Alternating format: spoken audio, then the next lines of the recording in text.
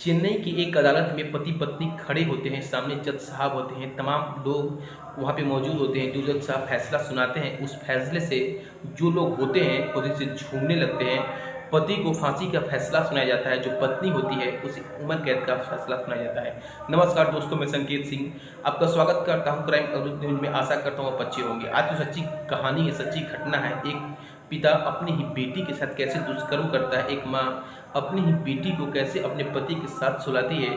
आइए इस घटना के बारे में आपको हम बताते हैं। ये घटना चेन्नई से स्टार्ट होता है। चेन्नई में एक बहुत ही अच्छे तरीके से परिवार रह रहा था। उस परिवार में किसी चीज़ की परेशानी नहीं थी, दिक्कत नहीं थी, लेकिन जो पिता होता है उसके जो मन में कुछ बातें चल रही थी।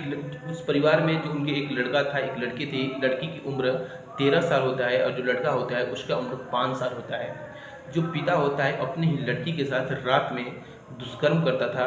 माता पिता बगल में सोते थे, बेटी भी बगल में सोती थी, और जो पिता होता है अपनी बेटी के साथ रात में दुष्कर्म करता है।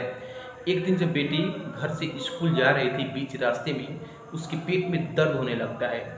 वो कोशिश तो करती है कि स्कूल चली जाए, लेकिन दर्द इतना ज़्यादा होता है कि स्कूल नहीं जाती है, बल्कि घर आने का फैसला करती है। जब घर आती है तो उसकी माँ पूछती है, तुम घर क्यों आ गई? तो बताती है कि मेरे पेट में बहुत ज़ोरों से दर्द हो रही है। ये बात सुन के उसकी जो माँ होती है, पास एक केमिस्ट होता है, वहाँ जाती है, कुछ मेडिसिन लेके अपनी बेटी को देती है। हालांकि कुछ घंटों के बाद उसको आराम आ जाता है। जब उसके पापा आते हैं तो इस बात को बताया जाता है। एक दिन बीतने के बाद फिर से उसके पेट में दर्द हो जाता है। जो पति पत्नी होते हैं अपनी बेटी को लेकर हॉस्पिटल जाते हैं।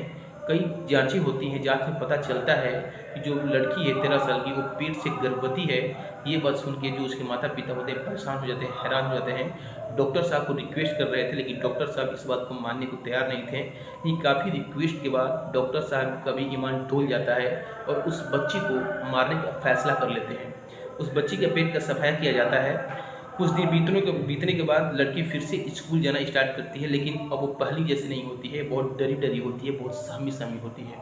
जब वो क्लास जाती है तो एक जो बेंच होता है साइड में बैठी रहती है, कोने में, किसी से बात नहीं करती थी, चुपचाप जाती थी, चुपचाप आती थी। जो लड़की शुरू से पढ़ने में इतना तेज होती है, वो आज की डेट में साइलेंट होती है। जो उसके दोस्त होते हैं उसे बोलना चाहते हैं, बात करना चाहते हैं, लेकिन वो लोगों से डरने लगती है। उसी में से एक करीबी फ्रेंड होती है, उसे पूछती है क्या बात है, क्या तुम्हारे साथ कुछ हो गया है। कुछ दिन बीतने के बाद अपनी जो फ्रेंड होती है वो लड़की बताती है कि जो मेरे पिता हैं, जो मेरी माता हैं, वो मेरे साथ मेरे पिता दुष्कर्म करते हैं, और ये दुष्कर्म मेरी माता ही कराती है। रात में वो दोनों लोग साइड में सोए होते हैं, साइड में मैं भी सोती हूँ, और जो मेरा पिता होता है रात को मेरा दुष्कर्म करता है। जब वो लड़की सुनती है कि जो बात अपनी जो क्लास की टीचर होती हैं उनको बताती है, और उस लड़की से भी करवाती है। लड़की ये जब बात अपनी टीचर से कहती है तो टीचर प्रिंसिपल के पास जाती है और सारा वाक्य बताती है।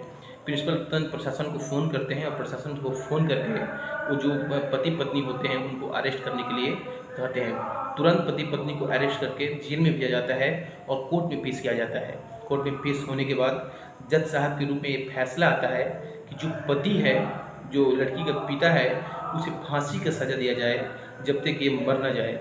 जो पत्नी होती है उसे उम्र कैद का फैसला दिया जाए। एक जो फैसला होता है, ये सैल्यूट करने वाला फैसला होता है। हमारे समाज में आज की डेट में न जाने कितने ऐसे लोग हैं जो ये अपने रिश्ते को तार तार करते हैं। ऐसा कौन सा रिश्ता है जिस पे हम बहुत ज़्यादा भरोसा करेंगे? जो पिता और बेटी का रिश्ता होता है बहुत ही अटूट रिश्ता होता है। ये पूरी कहानी, पूरी घटना सुनाने का मतलब किसी की भावनाओं को ठेस पहुँचाना नहीं, किसी को आहत करना नहीं, बल्कि आपको जागरूक करना मेरा काम है। इसी के साथ नमस्कार।